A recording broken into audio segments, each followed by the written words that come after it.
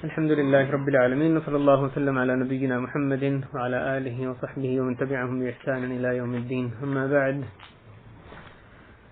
إنما المؤمنون الذين الله نزل أحسن الحديث كتابا متشابها مثاني تقشعر منه جلود الذين يخشون ربهم ثم تلين جلودهم وقلوبهم إلى ذكر الله ذلك هدى الله يهدي به من يشاء ومن يضلل الله فما له من هاد. اللہ تعالیٰ نے بہترین کلام نازل فرمایا ہے جو ایسی کتاب ہے کہ آپس میں ملتی جلتی اور بار بار دہرائی ہوئی آیتوں کی ہے، جس سے ان لوگوں کے رونگٹے کھڑے ہو جاتے ہیں جو اپنے رب کا خوف رکھتے ہیں، اور پھر ان کے جسم اور دل اللہ تعالیٰ کے ذکر کی طرف نرم ہو جاتے ہیں. یہ ہے اللہ تعالیٰ کی ہدایت، جسے چاہتا ہے وہ دکھا دیتا ہے، جسے اللہ تعالیٰ راہ بلا دے اس کا کوئی ہادی نہیں.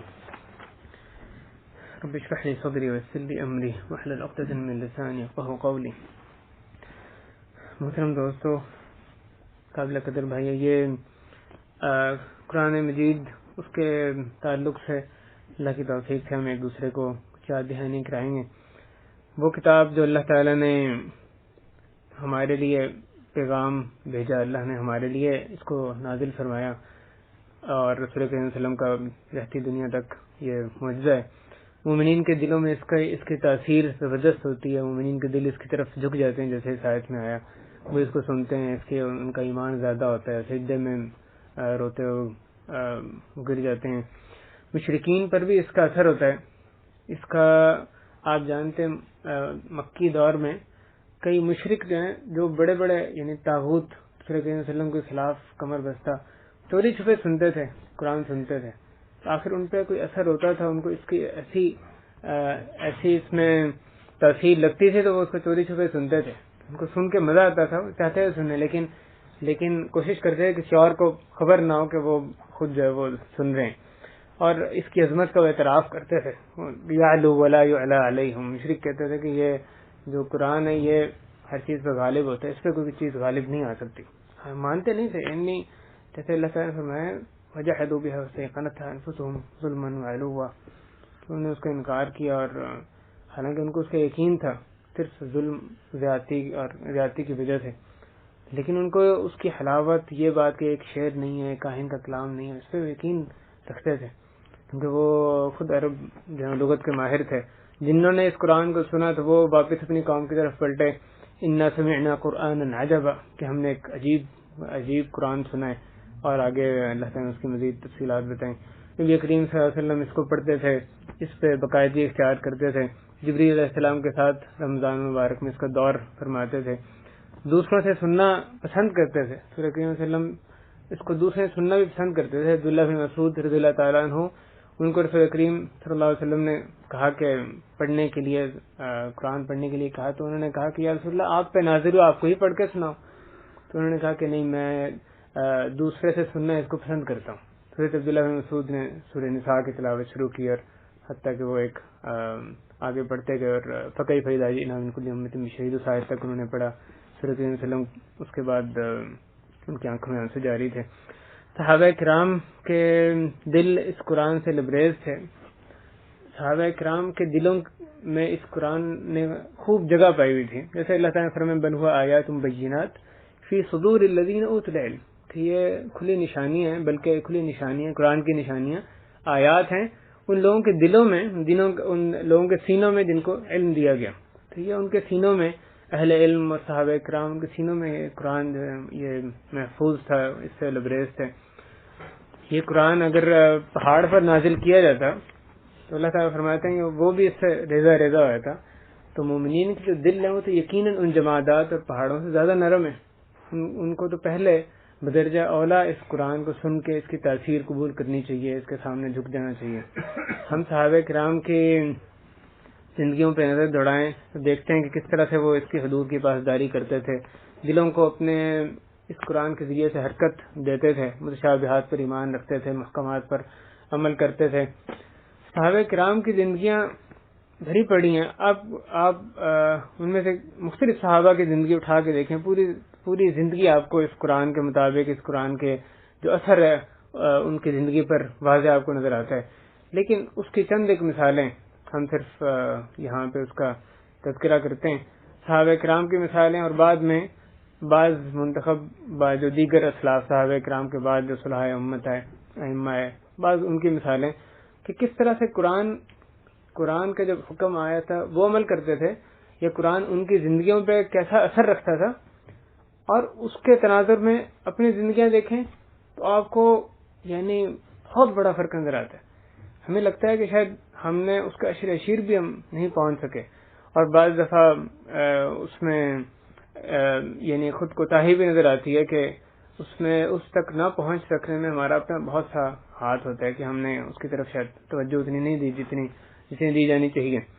صحابہ کرام کی زندگیوں میں سے حضرت یہ مثالیں ان مثالوں کے یعنی مقصد جو ترتیب یہ نہیں کہ سب سے اہم اس کے بعد یہ صرف چند ایک منتخب مثالیں ہیں.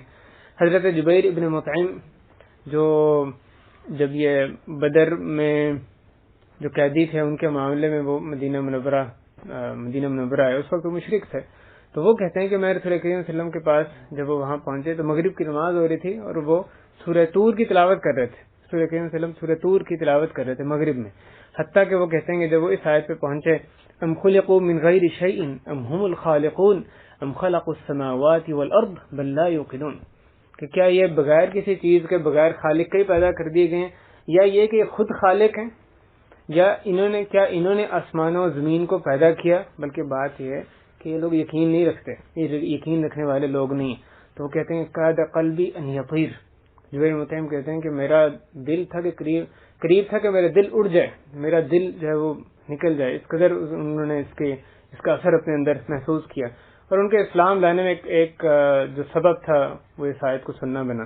حضرت ابوبکر صدیق رضی اللہ تعالیٰ عنہ وہ خرچ کیا کرتے تھے اپنے ایک قریب ان کا رشتہ دار تھا اس کا نام مصطح تھا اس پر وہ خرچ کیا کرتے تھے. وہ فقیر انسان فقیر صحابی تھے حتیٰ کہ جب حضرت عائشہ رضی اللہ تعالیٰ عنہ کا واقعہ ہوا جو واقعہ عفق ہوا اس میں جن لوگوں نے عبداللہ بن ابی جو سردار تھا منافقوں کا اس کے ہاں میں ہاں ملائی تھی اس میں سے ایک مصطح بھی تھے جو تو جب یہ وہ کھل کے سامنے آ گئی بات حضرت ابوبکر صدیق رسول کریم صلی اللہ علیہ وسلم نے وہ آیات پڑھ کے سنائی اور حضرت عائشہ رضی اللہ عنہا کی برات اللہ کی طرف سے نازل ہو گئی.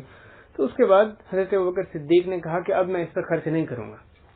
اور کس وجہ سے انہوں نے خرچ کرنا روکا ان کی اپنی بیٹی پر حضرت عائشہ پر جو الزام لگایا تھا اور الزام بھی کس کا یعنی تہمت باندھی تھی اس میں اس کا ہاتھ تھا اس میں وہ شریک تھا ہاں میں ہاں ملانے میں شریک تھا. بے شک وہ پیچھے جو سرکردہ تھا ان کا آپ کہہ لیں گے جس کا سب سے بڑا ہاتھ عبداللہ بن ابی تھا لیکن جن لوگوں نے ساتھ اس کے ہاں میں ہاں ملائی تھی اس میں یہ بھی تھا.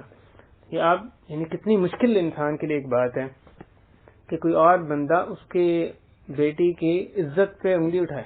کم بات نہیں. اس وجہ سے انہوں نے کوئی چھوٹی بات نہیں تھی اتنی بڑی بات تھی جس کی وجہ سے انہوں نے کہا کہ اس پر خرچ نہیں کریں گے وہ جو اس کو دیتے تھے اس کی فقر و فاقے کی وجہ سے محتاجی کی وجہ سے نہیں دیں گے.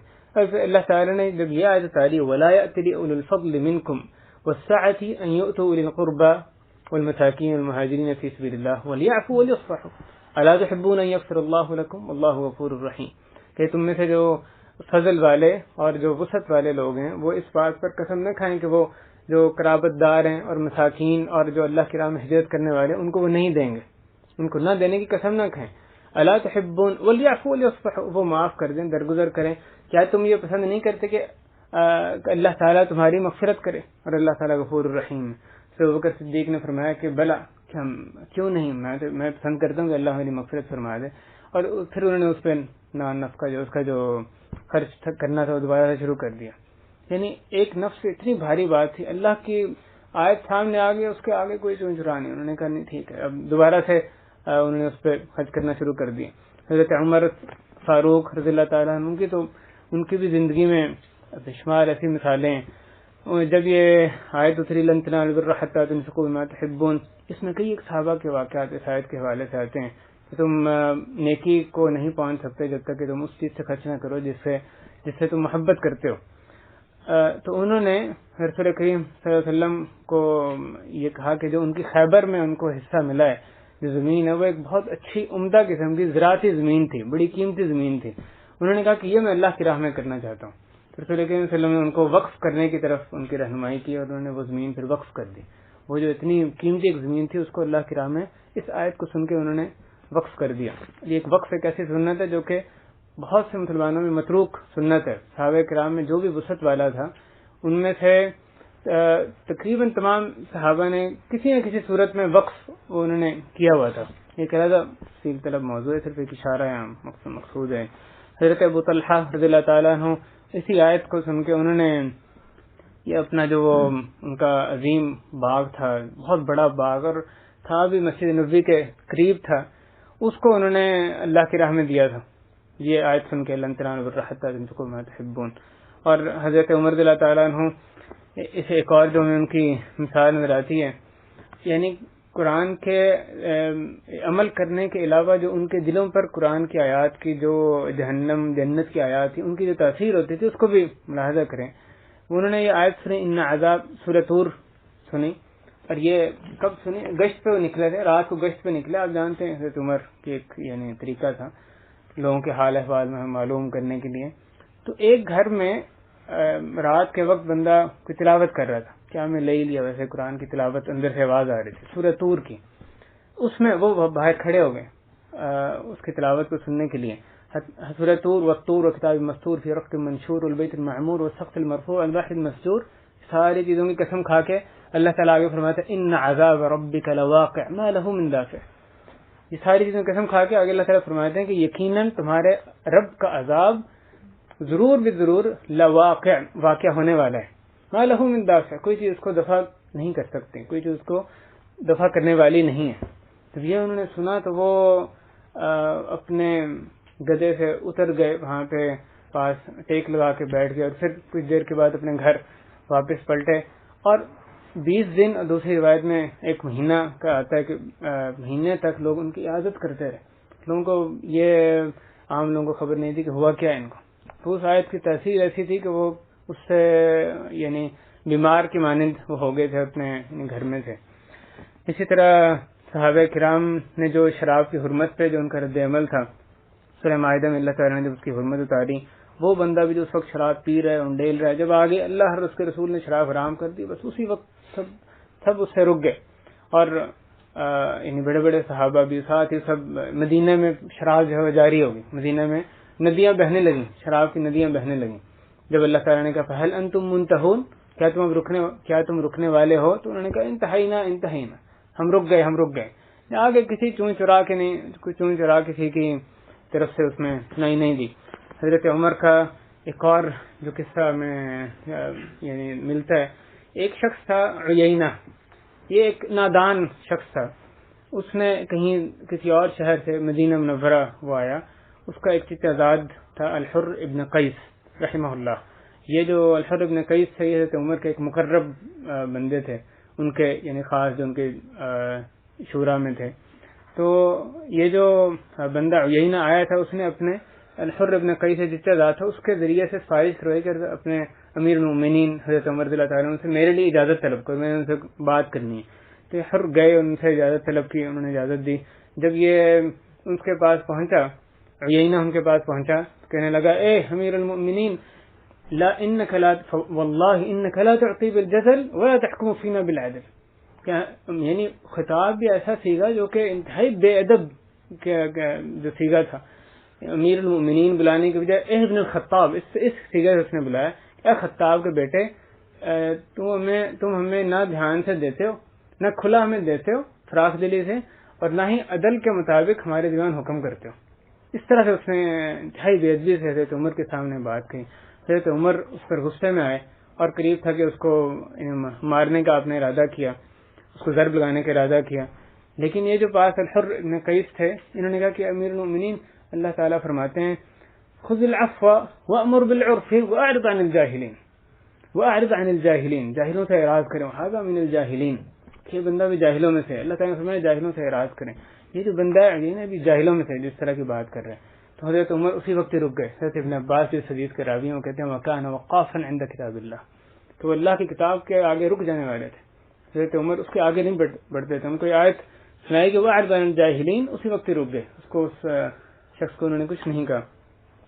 حضرت عمر ایک دفعہ ایک سفر پہ جا رہے تھے، کسی جگہ سے گزرے جہاں پہ ایک راہب کی جگہ تھی، اس کا وہ عبادت گاہ سارا کی بنی ہوئی تھی، کنیسہ وغیرہ.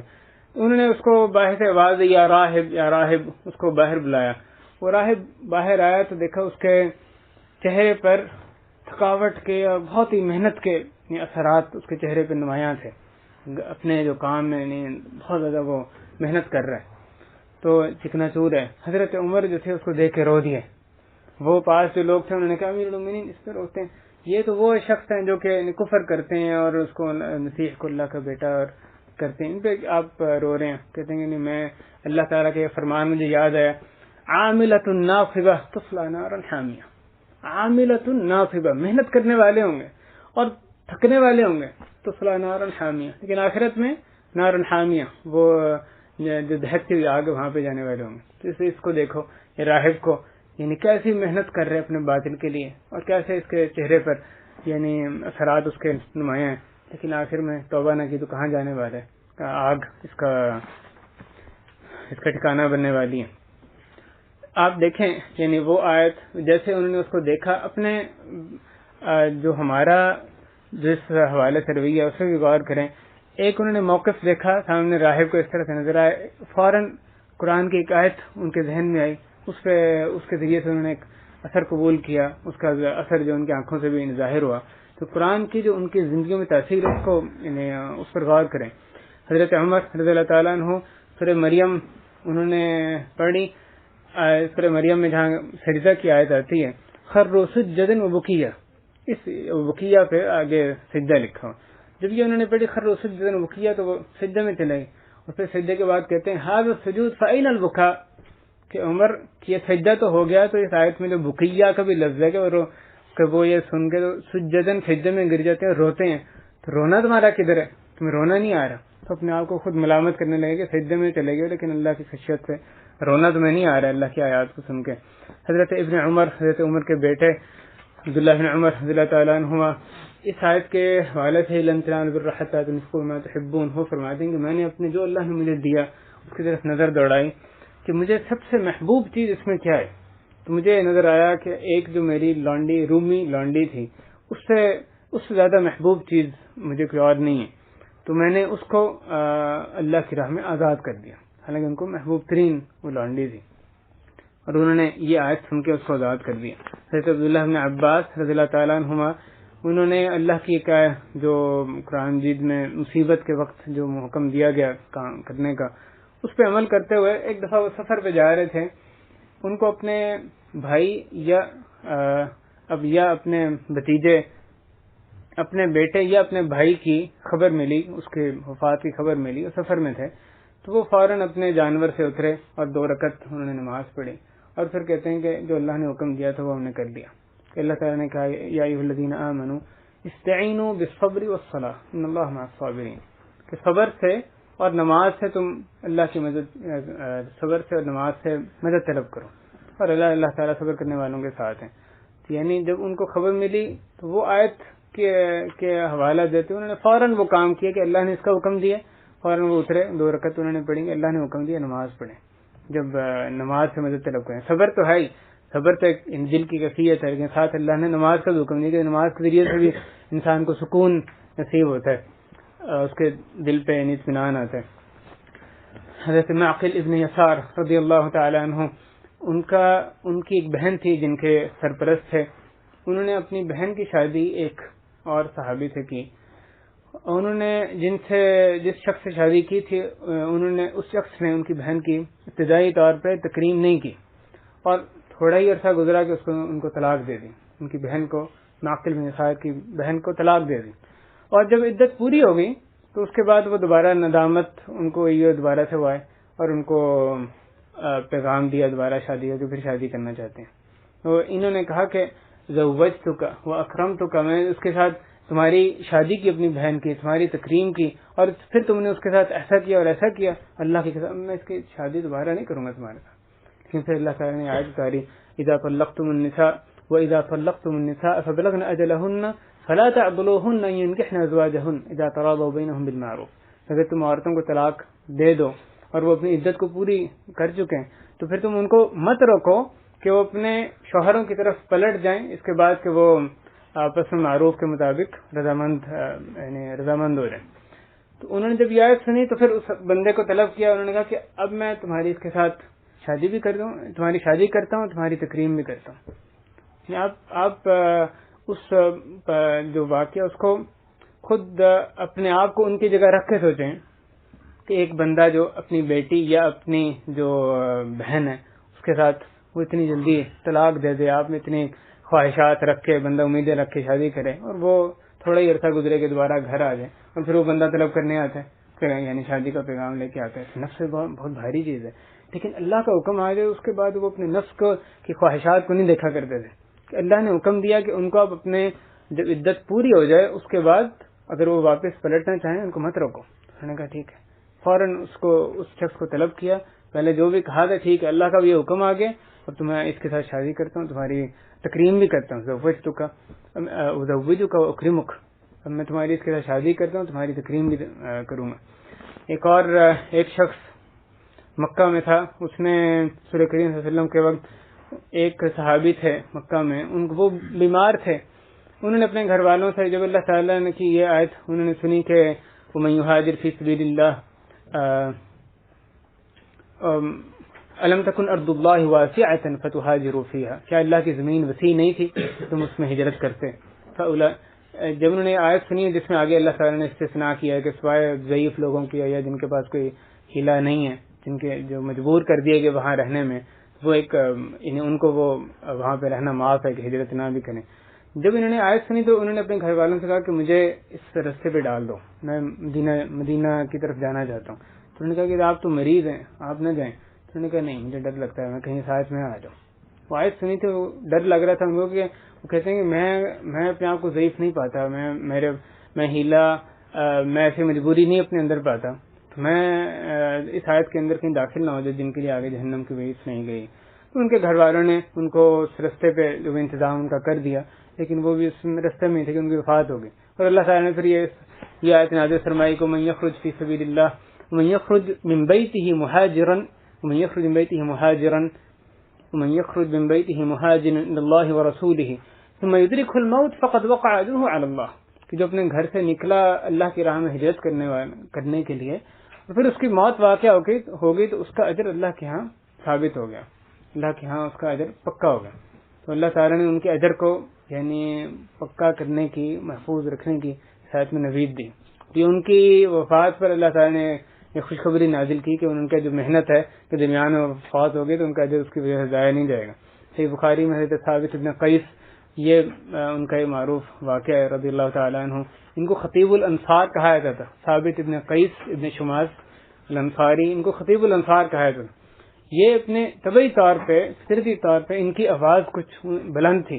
جب اللہ تعالیٰ نے یہ آیت اتاری لا ترفعوا اصواتکم فوق صوت النبی، اپنی آوازوں کو نبی کی آواز سے بلند مت کرو، اگر نہیں کرو گے، اگر ایسا کرو گے تو اللہ تعالیٰ نے اعمال کے غارت جانے کی اس پہ وعید سنائی۔ تو یہ اپنے گھر چلے گئے، وہاں انتہائی پریشان غمگین ہو گئے۔ رسول کریم صلی اللہ علیہ وسلم کو جب یہ اپنی مجلس میں نظر نہیں آیا تو انہوں نے پوچھا کہ ثابت بن قیس کدھر ہیں؟ ایک صحابی نے کہا کہ میں ان کی خبر لے کر آتا ہوں۔ وہ ان کے گھر پہنچے، دیکھا یہ اپنے سر نیچے کیے ہوئے جھکائے ہوئے بیٹھے ہیں۔ ان سے پوچھا کہ کیا بات ہے؟ انہوں نے کہا کہ اللہ تعالیٰ نے یہ فرمایا ہے اور میں تو کئی دفعہ رسول کریم صلی اللہ علیہ وسلم کی آواز سے میری آواز بلند ہوئی، اس لیے میرے تو عمل غارت گئے اور میں تو جہنم والوں میں سے ہو گیا۔ اس بات پہ ظاہر ہے ان کو جنت دوزخ پہ تو بہت اعلیٰ درجے کا ایمان تھا صحابہ کرام کو، اس بات پہ وہ انتہائی پریشان بیٹھے تھے۔ تو اس پہ وہ جو صحابی جو رسول اللہ صلی اللہ علیہ وسلم کے پیغمبر تھے وہ واپس گئے اور ان کو جا کے بتایا کہ وہ ایسے ایسے کہہ رہے ہیں۔ تو آپ نے کہا کہ نہیں، ان کو جا کے کہو کہ وہ اہل نار میں سے نہیں بلکہ اہل جنت میں تھے، تو اہل جنت میں تھے۔ حضرت انس کے حدیث کے راوی ہیں، وہ کہتے ہیں کہ ثابت بن قیس بعد میں ہمارے درمیان چلا کرتے تھے اور ہم جانتے تھے کہ یہ ایک جنتی آدمی ہمارے درمیان چل رہا ہے، ہمارے درمیان بعد میں چلتے تھے، ہم کہتے تھے کہ جنتی آدمی ہمارے درمیان چل رہا ہے۔ رسول اللہ صلی اللہ علیہ وسلم کی بشارت دینے کے بعد وہ اپنے گھر سے دوبارہ وہاں سے نکلے، لیکن اس آیت کو فوراً اپنے اوپر منطبق کرنا، اس کے تناظر میں اپنا محاسبہ کرنا، اس سے آپ یہاں پہ غور کریں۔ حضرت زینب بنت جحش رضی اللہ تعالیٰ عنہ، ان کو رسول کریم صلی اللہ علیہ وسلم نے حکم دیا کہ حضرت زید بن ثابت جو ان کے آزاد کردہ غلام تھے رسول کریم صلی اللہ علیہ وسلم کے، ان کے ساتھ وہ شادی کر لیں، ان کے ساتھ نکاح کریں. یہ رسول اللہ نے ان کو حکم دیا تو انہوں نے آگے سے اس کو پسند نہیں فرمایا، انکار کیا حضرت زینب نے کہ وہ ان سے ایک قریشی عورت ہیں جبکہ یہ ایک آزاد کردہ غلام ہے، ایک غلام تھے جن کو رسول کریم صلی اللہ علیہ وسلم نے آزاد کیا. تو انہوں نے اس کو پسند نہیں کیا، ان کا انکار کیا. پھر لیکن جب اللہ تعالیٰ نے آیت اتاری وَمَا كَانَ لِمُؤْمِنٍ وَلَا مُؤْمِنَةٍ إِذَا قَضَى اللَّهُ وَرَسُولُهُ أَمْرًا أَن يَكُونَ لَهُمُ الْخِيَرَةُ مِنْ أَمْرِهِمْ، کہ کسی مومن مرد یا مومن عورت کو یہ زیب نہیں دیتا کہ جب اللہ اس کے رسول کسی بات میں فیصلہ کر دیں گے پھر ان کے لیے اس بات میں کوئی اختیار باقی رہے. تو یہ فوراً اس کے بعد کہتے ہیں ٹھیک ہے شادی کرتے ہیں. یعنی جو بھی فرق ہے، سوشل فرق کیا ہے، ان کو اچھا لگ رہا نہیں لگ رہا، جب اللہ نے کے رسول نے حکم دیا اور اللہ نے آیت اتار دی کہ اب آپ کو اختیار باقی نہیں رہا، اللہ رسول کا حکم آ گیا، آپ کو اختیار ختم. اللہ رسول نے آپ کے لیے ایک چیز منتخب کر لی تو وہی چیز آپ کے لیے بہتر ہے، اس کو قبول کرنا ہے. تو فوراً اس کے آگے سر جھکا لیا اور ان سے شادی کرنے پر رضامند ہوگی. اور انصار کی یہ صرف ایک عورت نہیں، انصار کی دوسری جو عام خواتین کے بارے میں عائشہ رضی اللہ عنہا فرماتی ہیں کہ اللہ تعالیٰ انصار کی خواتین پر رحم کریں. جب اللہ تعالیٰ نے حجاب کا حکم نازل کیا وَلْيَضْرِبْنَ بِخُمُرِهِنَّ عَلَى جِيُوبِهِنَّ کہ اپنے پلو پر سے لٹکا لیا کریں، جب حجاب کا حکم نازل ہوا تو انہوں نے فوراً اپنے چادروں سے اپنے دوپٹے بنا کے، چادریں بنا کے کپڑوں سے اس کو اپنے اوپر لٹکا لیا بغیر کسی چون چرا کے، فوری طور پر اس پہ عمل ہوا. اس طرح سے حضرت عائشہ صدیقہ وہ ایک دفعہ چاشت کی نماز پڑھ رہی تھی. ان کے بھانجے حضرت عروہ ابن زبیر حضرت اسماء کے بیٹے تھے، حضرت عائشہ کے بھانجے، وہ گئے اپنی خالہ کو سلام کرنے کے لیے. دیکھتے ہیں وہ چاشت کی نماز پڑھ رہی ہیں اور ایک آیت بار بار پڑھی جا رہی ہے فمن اللہ علینا ووقانا عذاب السموم، فمن اللہ علینا ووقانا عذاب السموم. اللہ تعالیٰ نے ہمارے پر احسان کیا اور ہمیں اس گرم آگ کے عذاب سے ہمیں بچا لیا. ایسی عذاب السموم، ایسی آگ جو مسام کے اندر سے، جو جلد کے اندر گھس جانے والی ہے، اس سے ہمیں اس کے عذاب سے بچا لیا. وہ اس آیت کو پڑھی جا رہی ہیں اور روئی جا رہی ہیں. وہ انہوں نے انتظار کیا، کہتے ہیں حتیٰ کہ جب میں اکتا گیا انتظار کرنے سے تو میری ایک ضرورت تھی کچھ بازار گیا، اپنی ضرورت پوری کر کے آیا، دیکھا تو اماں عائشہ اس وقت بھی وہی آیت پڑھی جا رہی ہے اور روئی جا رہی. بازار گئے، وہ واپس آیا، آپ دیکھیں کتنا وقت لگا ہوگا. اور عائشہ جو ان پہ ایسے اس آیت کا جو بھی اثر تھا، ایسا وجہ تاریخ ہے، وہ فمن اللہ علینا وقانا عذاب السموم یہ آیت پڑھی جائے. اور ان کی جو بہن تھیں حضرت اسماء بنت ابی بکر رضی اللہ تعالیٰ عنہا، ان کے بارے میں اس آیت کے حوالے سے ہی اسی کا مشابہ قصہ ہمیں ملتا ہے. اور یہ وہی اور صرف صحابہ کرام نہیں، ان کے بعد بھی ہم جو اسلاف کی زندگیوں پر نظر دوڑائیں، اپنے ائمہ کی زندگیوں پر نظر دوڑائیں تو یہ ان کی زندگیوں کا ایک لازمی جز تھا کہ وہ قرآن سے اثر قبول کرتے تھے، اس کے احکام کے آگے سر جھکانے والے تھے. اور صرف احکام نہیں بلکہ اس کے جو آداب ہیں، اس میں جو خبریں دی گئی ہیں، ان کو بدرجہ اتم یقین ہوتا تھا. فوری طور پہ اس پہ جو بھی اس آیت کا تقاضا ہے اس پہ عمل کرنے کی کوشش کرتے تھے.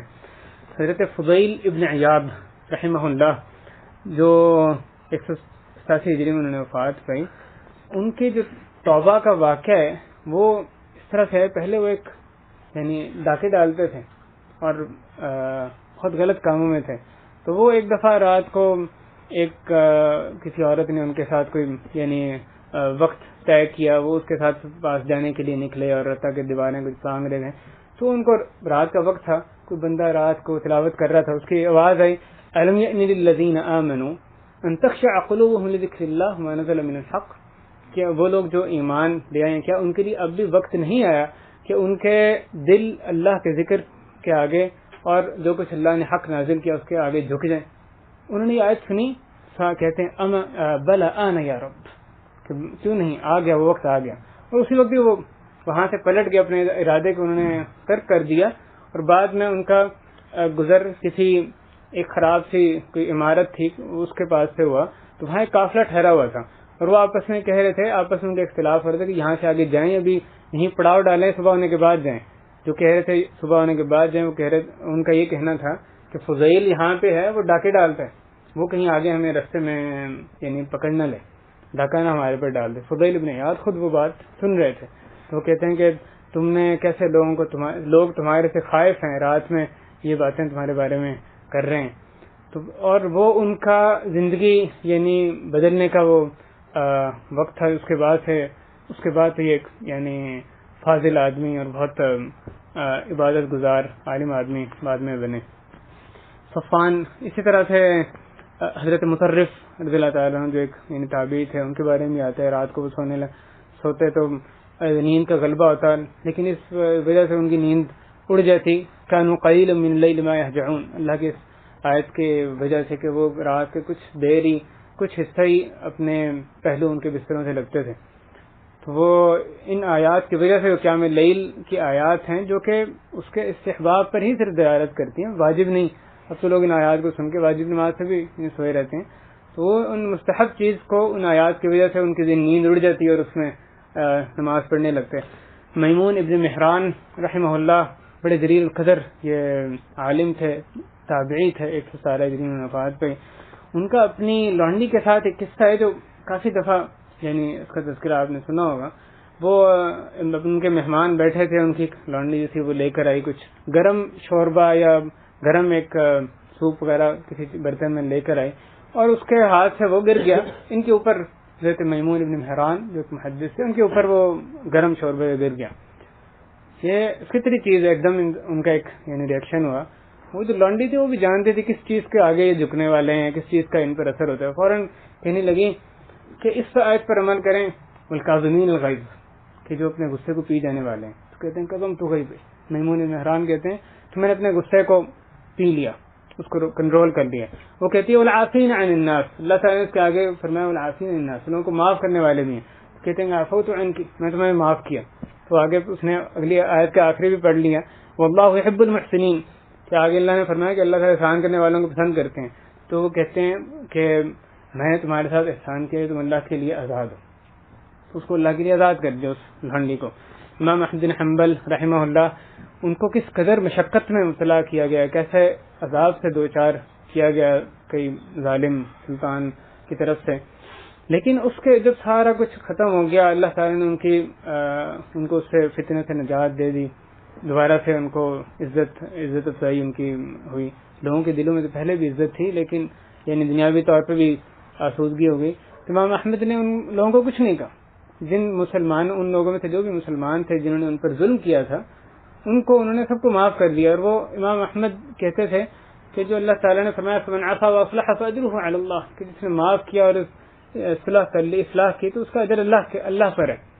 تو وہ کہتے تھے کہ تمہیں کیا فائدہ کہ تمہاری وجہ سے تمہارے بھائی کو عذاب دیا جائے, کیونکہ تم اگر معاف نہیں کرو گے تو اس کی نیکیاں لی جائیں گی, تمہاری برائیاں اس پر لادی جائیں گی, تو اس کا عذاب بڑھے گا. تمہیں کیا فائدہ اس کو عذاب میں ڈالنے سے. اللہ نے فرمایا کہ اگر تم نے معاف کر دیا تو جو تمہارے معاف کرنے کا جو اجر ہے وہ اس کی نیکیوں سے زیادہ ہے جتنی کہ معاف نہ کرنے کی صورت میں قیامت کے دن دی جانی ہے. اس سے جتنا تمہیں فائدہ ہونا اس سے زیادہ فائدہ تمہیں ہوگا اگر تم نے اس کو معاف کر دیا. تو اجرہ علی اللہ, تو اللہ تعالیٰ پھر اپنی طرف سے تمہیں اس سے بڑھ کے نیکیاں دیں گے. اس لیے انہوں نے ان سب کو معاف کیا. خلف ابن ہشام المقرئ, یہ بہت بڑے یعنی قرآن کے قاری گزرے ہیں, جو قرات سبع جو متواتر جو قرات ہیں اس میں ان سے بھی قرات مروی ہیں. یہ 30 صدی ہجری میں تھے. تو وہ شراب پیا کرتے تھے, کسی دور میں شراب پیتے تھے, اس کی تعویل کرتے تھے. ان کے ذہن میں کچھ تعویل تھی کہ وہ جو ایک نشہ آور چیز جو پیتے ہیں اس کو شراب نہیں قرار دیتے تھے, اس کو یعنی تعویل کی وجہ سے وہ اس کو حرام نہیں سمجھتے تھے. تو ان کے ایک بھانجے تھے, انہوں نے آیت پڑھی, یا انہوں نے وہ آیت پڑھی, یہ آیت کے لیمیز اللہ الخبیث من الطیب, تاکہ اللہ تعالیٰ خبیث کو طیب سے, جو پاک چیزیں اس کو ناپاک سے علیحدہ کر دیں, ان کو آپس میں متمیز کر دیں. تو اس میں ان کے جو بھانجے تھے انہوں نے کہا کہ مامو جان یہ بتائیں کہ قیامت کے دن جب اللہ تعالیٰ خبیث اور طیب کو علیحدہ کریں گے تو یہ جو آپ پیتے ہیں یہ طیب میں ہوگا کہ خبیث میں ہوگا. تو انہوں نے اپنا سر جھکایا اور کافی دیر سر جھکائی رکھا, اور کہتے ہیں کہ بیٹا جاؤ گھر میں جو بھی برتن جس میں شراب پڑی ہے ساری ان ڈھیل لو. تو یہ قرآن کے ذریعے سے یعنی جو دوسرے قرآن کے ذریعے سے کس طرح سے اثر قبول ان کا کرنا اور دوسرے کی قرآن کے ذریعے سے دعوت دینا, اس کی آپ مثالیں دیکھیں.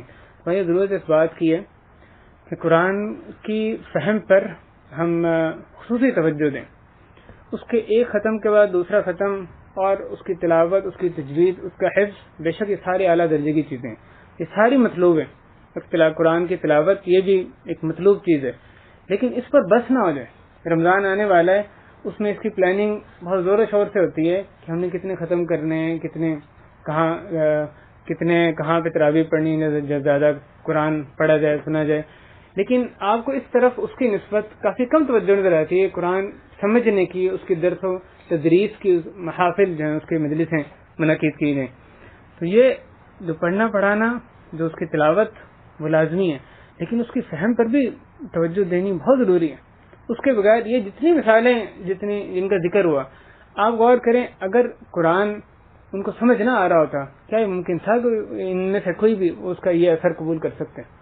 یہ فوری طور پہ انہوں نے اس کے معنی کو سمجھنے کی وجہ سے ہی اس کا اثر قبول کیا. اور اب ہم بہت سے مسلمانوں کو دیکھتے ہیں تو وہ صورتیں میں جو کہ وہ یعنی دن رات میں پڑھتے ہیں, چند ایک صورتیں جو ان کو ازبر اچھی طرح ہوتی ہیں اور 5 نمازوں میں بھی پڑھتے ہیں, ان کے بھی معنی پوچھیں تو نہیں پتا ہوتے. یعنی اور اللہ کی کتاب سے اس سے زیادہ جو ہے وہ یعنی جو نامناسب رویہ کیا ہو سکتا ہے. یعنی اللہ کی کتاب اتنی کم اہم ہو گئی کہ ہم اتنے بڑے چیزیں جو ہم نے پڑھ لی اور کیا کچھ ہم نے حاصل کیا, لیکن اللہ کی کتاب کی طرف, اس کو سمجھنے کی طرف اتنا کم توجہ دی کہ جو ضروری چیزیں ہیں جو ہم روزمرہ جن کی تلاوت کرتے ہیں ان کے بھی یہ معنی ہمیں سمجھ نہیں آتے. اور کچھ نہیں تو کسی مختصر تفسیر لے کے, مختصر حاشی لے کے, اس کو ضروری نہیں آپ اکیلے پڑھیں, کوئی آپس میں ایک بائنڈنگ کرنے کے لیے, اپنے آپ کو مربوط کرنے کے لیے تاکہ بندہ سستی کا شکار نہ ہونے پائے, تو یہ کیا جا سکتا ہے کہ بے شک گھر میں ایک حلقہ قائم کیا جائے, یعنی ایک مجلس روزانہ, بے شک تھوڑے سے وقت کی ہو لیکن روزانہ 15 منٹ بھی بہت اپنے ثمرات دے دیتا ہے. تو اس طرح سے دوست احباب میں مختلف جگہوں پہ قرآن سمجھانے کی محفلوں کا انعقاد کیا جائے. خود بھی اس کو پڑھیں, کتاب لیں, اس کو پڑھنے کی کوشش کریں, تفاسیر پڑھیں, اس میں کوئی مشکل نہیں. وَلَقَدْ يَسَّرْنَا الْقُرْآنَ لِلذِّكْرِ, ہم نے قرآن کو یاد دہانی کے لیے آسان کر دیا. فَهَلْ مِن مُدَّكِرٍ, اللہ تعالیٰ فرماتے ہیں کوئی ہے نصیحت قبول کرنے والا. یہ تو بالکل آسان ہے, ایسے نصیحت قبول کرنا آسان ہے. مطلوب یہ ہے کوئی ہے جو اس کی طرف آنے والا ہو, اس سے قبول کرنے والا ہو نصیحت. یہ صحابہ کرام کے ان کی زندگیوں کے ان کے نقش قدم پہ چلتے ہوئے ہمیں بھی اپنے قرآن سے ویسے ہی تعلق مضبوط کرنے کی ضرورت ہے. اس کے بغیر اس قسم کی جو تاثیر ہے جیسے ذکر کی گئی جو کہ صحابہ کرام کی زندگی میں عام نظر آتی ہے اور صلحاء امت کی زندگیوں میں, وہ ہماری زندگی میں اس کا اثر نظر آنا جو ہے یہ ممکن نہیں ہے جب تک قرآن کو ہم سمجھیں گے نہیں اور اس کو دھیان سے یعنی اس پہ تدبر, اس پہ غور و فکر نہیں کریں گے. اور آخر میں توجہ اس بات کی کہ شعبان کا مہینہ شروع ہو چکا ہے. اس مہینے میں رسول کریم صلی اللہ علیہ وسلم کثرت سے روزے رکھتے تھے. حضرت اسامہ بن زید رضی اللہ تعالیٰ عنہما, انہوں نے جب رسول اللہ علیہ وسلم اس کے بارے میں پوچھا تو انہوں نے جواب دیا کہ یہ وہ مہینہ جس سے کہ لوگ غافل رہتے ہیں, رجب اور رمضان کے درمیان کا مہینہ. اس میں رب العالمین کے سامنے اعمال پیش کیے جاتے ہیں اور میں پسند کرتا ہوں کہ میرا عمل پیش کیا جائے جبکہ میں روزے سے ہوں. اس میں کثرت سے روزے رکھنا یہ سنت ہے. صلی اللہ علیہ وسلم حضرت عائشہ فرماتی ہیں کہ اس مہینے سے زیادہ میں نے کسی اور مہینے میں نفلی روزے رکھتے ہیں ان کو نہیں دیکھا. مکمل روزے انہوں نے رمضان کے علاوہ کوئی نہیں رکھے, لیکن اس کے بعد اس مہینے سے زیادہ وہ فرماتی ہیں کسی اور مہینے میں انہوں نے روزے نہیں رکھے. تو اس میں کثرت سے روزے رکھنے کی کوشش کریں. اور خاص طور پہ جو جن کے روزے کے قضا رہ گئے ہوں تو ان کے لیے تو لازمی ہے, سوائے سے کوئی ایسا عذر ہے جو کہ یعنی اب بھی جاری ہو, ورنہ حکم یہ ہے کہ ان کی لازم ہے اگلے رمضان سے پہلے اپنی قضا پوری کر لیں. خواتین کو بھی اس کی طرف توجہ دلانی چاہیے, اسی طور پہ ان کے روزے رہتے ہیں تو ان کو بھی کہا جائے کہ اب یہ شعبان کا مہینہ آگے. جیسے عائشہ فرماتی ہیں کہ میں قضا نہ رکھ پاتی تھی تو کہ وسلم کی یعنی منزلت کی وجہ سے, حتیٰ کہ شعبان آیا تھا شعبان میں, لیکن وہ اس سے تاخیر نہیں کرتی تھی, شعبان میں پچھلے رمضان کی قضا و لازماً رکھ لیتی تھی. اس حوالے سے. اور دوسری بات یہ کہ اس مہینے کو شہر القراء کہا جاتا تھا, یعنی قاریوں کا مہینہ کہا تھا. رمضان کی تیاری کے طور پہ اسلاف سے بات ثابت ہے کہ وہ شعبان میں کثرت سے قرآن پڑھا کرتے تھا کہ رمضان ہے تو اس میں خوب عادت ان کو ہو گئی ہو اس قرآن کے پڑھنے کی, بھاری نہ لگے. تو اس میں اس طرف بھی توجہ دیں اور روزوں کی طرف بھی توجہ دیں. دیکھیں اس مہینے میں ہم کیا چیز یعنی اللہ کے سامنے پیش کرتے ہیں. اللہ تعالیٰ ہمیں اپنا تعلق قرآن سے مضبوط کرنے کی توفیق عطا فرمائے. جیسا صحابہ کرام کی زندگیاں گزاری ان کے نقش قدم پہ چلنے کی توفیق عطا فرمائے. اے اللہ اپنی محبت, اپنے رسول کی محبت, ان کے صحابہ کی محبت, ہر وہ اس شخص کی محبت ہمیں نصیب فرما دے جو تیرے سے محبت کرنے والا ہے. اے اللہ ہر اس عمل سے محبت نصیب کر دے جو تیرے سے قریب کرنے والا ہے.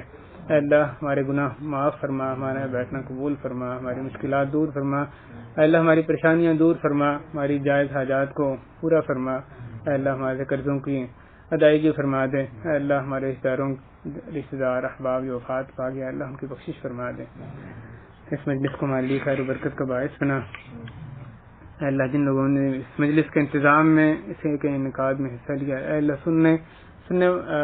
سننے والوں کہنے والوں اور جنہوں نے اس کا انتظام کیا خصوصاً ان کے لیے بھی اس مجلس کو برکت کا باعث بنا، ان کے درجات کی بلندی کا ذریعہ بنا۔ صلی اللہ وسلم علی نبینا محمد وعلی آلہ وصحبہ اجمعین، الحمد للہ رب العالمین، الحمد للہ رب العالمین، وصلی اللہ وسلم علی نبینا محمد وعلی آلہ